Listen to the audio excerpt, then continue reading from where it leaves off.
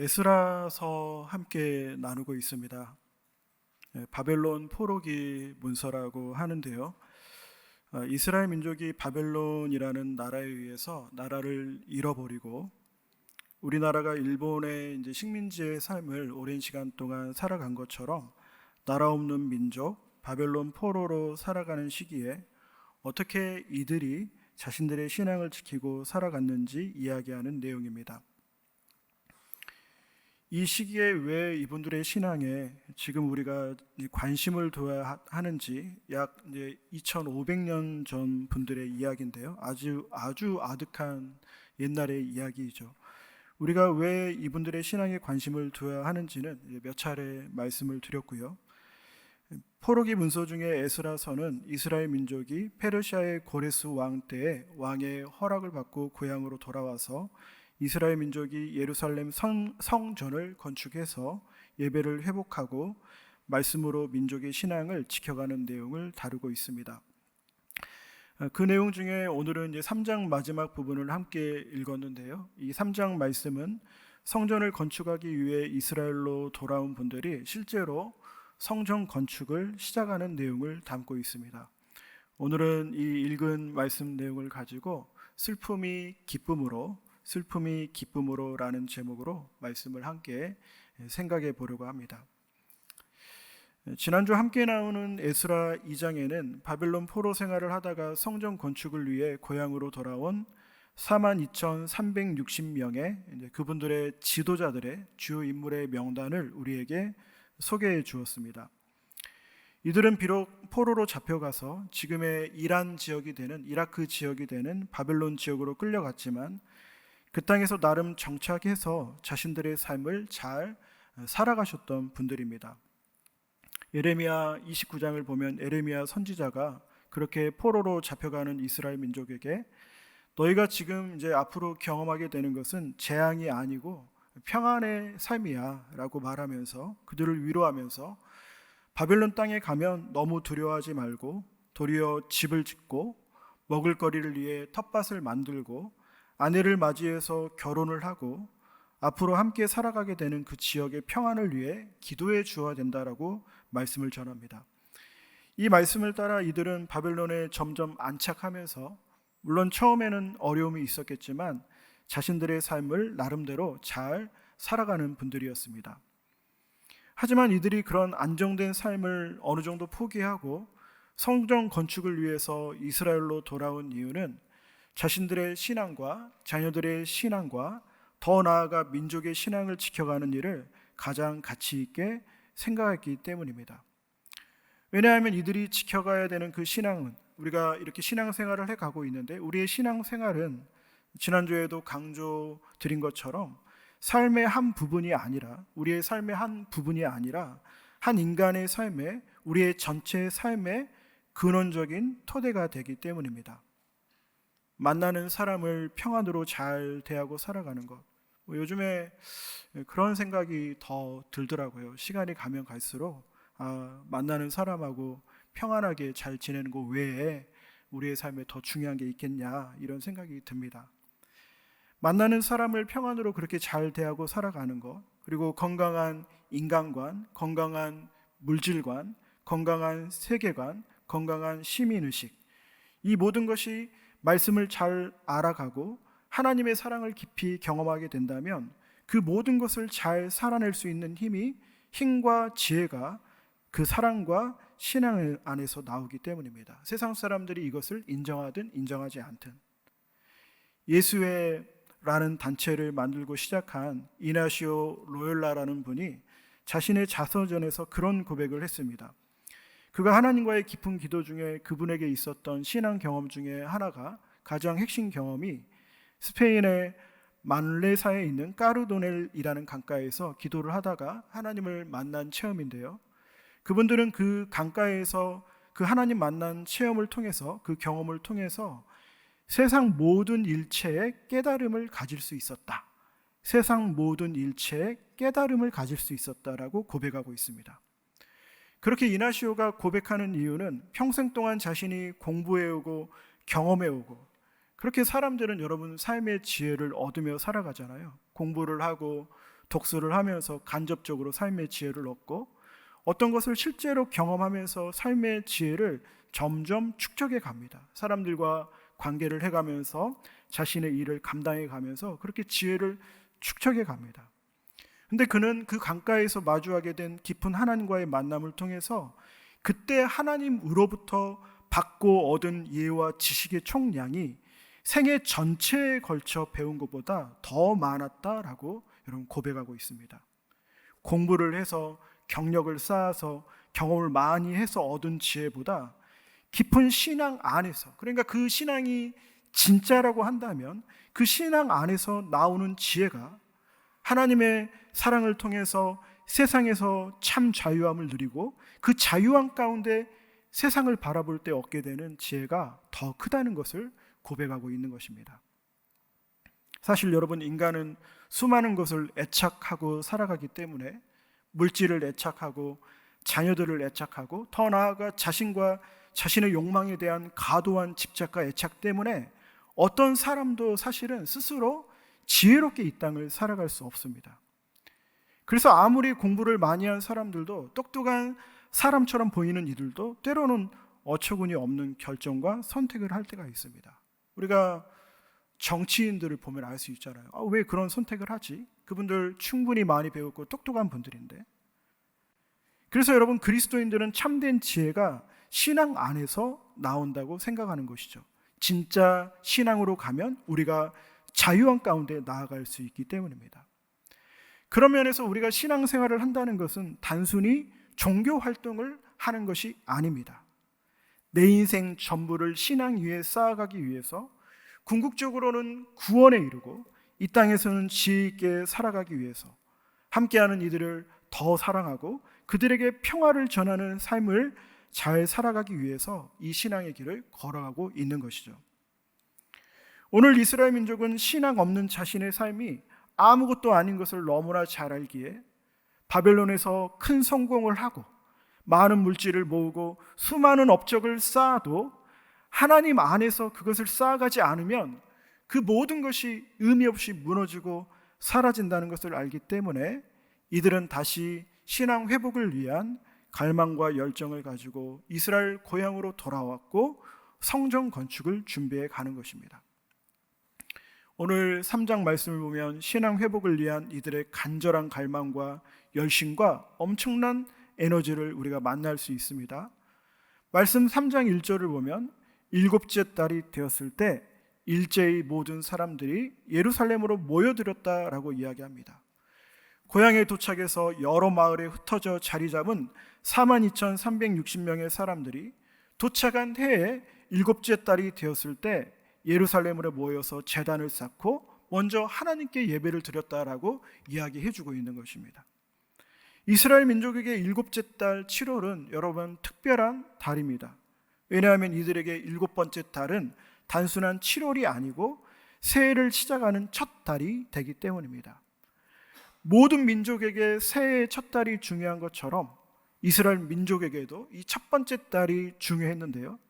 그래서 이 7월에는 이스라엘 민족에게 중요한 절기가 많이 있었습니다. 7월 1일은 새해 시작을 선포하고 한 해의 삶을 잘 살아가길 다짐하는 나팔절이 있고요. 7월 15일에는 이스라엘 민족이 광야 생활을 할 때 하나님이 자신들을 지켜주었다는 것을 기억하면서 기쁨을 나누는 초막절이라는 절기가 있고요. 그리고 그 가운데 7월 10일에는 대제사장이 성전에 1년에 단 한 번 들어가서 지성소에 들어가서 이스라엘 백성의 모든 죄를 새롭게 하는 대속죄일이라는 중요한 절기가 있었습니다. 이들은 성전을 건축하기 전에 이 세 가지 중요한 명절을 함께 모여서 보내면서 먼저 마음을 새롭게 합니다. 그렇게 마음을 새롭게 할 뿐만 아니라 7절을 보면 3장 7절을 보면 실제로 석수와 목수를 사서 그들에게 이 일을 시키고 건축에 필요한 재원들을 마련해서 드디어 성전터의 기초를 놓는 일을 시작합니다. 그런데 여러분, 오늘 말씀은 이 성전 건축을 하면서 이들이 마주하게 되는 첫 번째 장애물에 대해서 이야기를 해주고 있는데요. 말씀 12절은 그렇게 마음을 다해 성전 건축을 준비하고 필요한 재원을 모아서 시작한 성전 건축의 처음 결과라고 할 수 있는 성전터의 기초에 대한, 성전터의 기초를 놓은 것에 대한 사람들의 반응을 12절 말씀은 담고 있습니다. 12절 마지막 부분을 보면 많은 사람들이 놓여진 성전 기초를 보면서 기뻐하며 즐거운 마음으로 노래했다라고 이야기합니다. 여러분, 당연히 기쁨의 반응이 있었겠죠.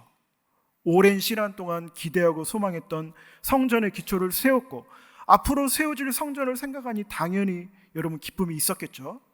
근데 하지만 12절 시작을 보면 그러나라는 단어로 말씀을 시작하면서 첫 번째 성전이 되는 솔로몬 성전을 보았던, 이 성전 말고 처음 성전을 보았던 나이가 많이 드신 여러분, 그분들 어린 시절에 포로로 잡혀오기 전에 솔로몬 성전을 보았던, 만났던 제사장들과 레위 사람들, 그리고 각 가문의 지도자들은 도리어 그 성전 기초를 보고 크게 통곡했다라고 이야기합니다. 여러분, 물론 이 통곡의 눈물은 이스라엘 민족이 완전히 사라질 위험 가운데 있다가 자신들의 민족이 다시 회복되는 것에 대한 감격하는 눈물이었을 것입니다. 그러나 또 하나 이들이 이렇게 눈물을 흘리는 이유는 자신들이 이전에 보고 경험했던 그 솔로몬의 성전에 비해 지금 앞에 세워질 성전이 너무나 보잘것이 없고 여러분 초라했기 때문이에요. 이 어려운 시기에 사람들의 마음을 위로하고 독려했던 학개라는 선지자는 학개서 2장에서 이 성전이 보잘것이 없고 초라하게 보이지만 하나님께서 이 성전의 영광을 이전 솔로몬의 전에 있는 영광보다 더 크게 해주실 것이다 라는 약속의 말씀을 전해주시는데요. 그러니까 여러분, 그 초라한 정도가 어느 정도인지 지금 우리가 알 수 없지만 그 솔로몬의 성전에 비교했을 때 두 번째 성전은 보기에 너무 초라한 성전이었다는 것을 우리가 여러분 알 수 있습니다. 여러분, 이스라엘 민족이 성전을 건축한다는 것은 다르게 말하면 자신의 신앙을 하나님 안에서 세워가는 과정을 이야기합니다. 성전 건축을 위한 노력은 신앙을 세워가기 위한 여러 노력이라고 할 수 있습니다. 근데 그렇게 마음을 다해 신앙의 성장을 위해서, 마음의 성숙을 위해서 여러 노력과 헌신을 했는데 그 결과물이 자신들의 기대와 생각보다 훨씬 덜한 것을 마주하게 여러분 된 것이죠. 우리도 여러분 신앙의 성장을 위해 시간을 내서 이렇게 일주일에 한 번 예배에 마음을 다해 참여하고 나름의 기도 생활을 하고 말씀을 어느 때보다 가까이 할 때가 있습니다. 그렇게 하나님과의 관계가 깊어지는 것을 경험하고 마음의 평안을 지켜가고 사람들과의 관계 안에서 신앙의 능력이 나타나는 것을 경험할 때가 있습니다. 하지만 여러분, 그런 신앙의 열매들이 항상 풍성하게 있으면 너무나 좋겠지만 많은 신앙의 노력과 에너지를 사용했는데 여유가 없는 상황에서도 신앙의 열심을 내었지만 도리어 나의 믿음이 항상 제자리에 있는 것 같고 평안보다 염려와 걱정이 끊이지 않고 삶의 기쁨과 열정이 이전보다 더 작아지고 내가 기대하는 열매를 맺지 못하고 살아갈 때도 있습니다. 신앙생활뿐만 아니라 우리의 일상에서도 우리는 그런 삶을 자주 경험합니다. 무엇인가를 열심히 준비해서 시작했습니다. 학생들이 새로운 마음으로 자신의 미래와 자신의 취업과 대학을 위해 공부를 하고 직장인들이 맡겨진 일, 프로젝트를 최선을 다해 감당하고 우리와 맺어진 사람들과의 좋은 관계를 위해 여러 노력을 하고 나의 삶이 무너져 있는 것을 다시 세워보기 위해 여러 노력을 합니다. 할 수 있는 최선을 다해 에너지를 내어보는 것이죠. 하지만 여러분, 그렇게 노력했음에도 불구하고 내가 기대하고 내가 원하는 결과를 얻지 못할 때가 있습니다. 여러분, 삶을 살아가면서 더 큰 어려움은 원하는 결과물은커녕 도리어 뒤로 밀려나는 시간도 우리의 인생의 여정에는 있다는 것입니다. 건강의 어려움으로, 경제적 어려움으로 어제까지 좋았던 관계가 갑자기 무너진 것을 경험합니다. 이거는 도대체 어떤 것이지?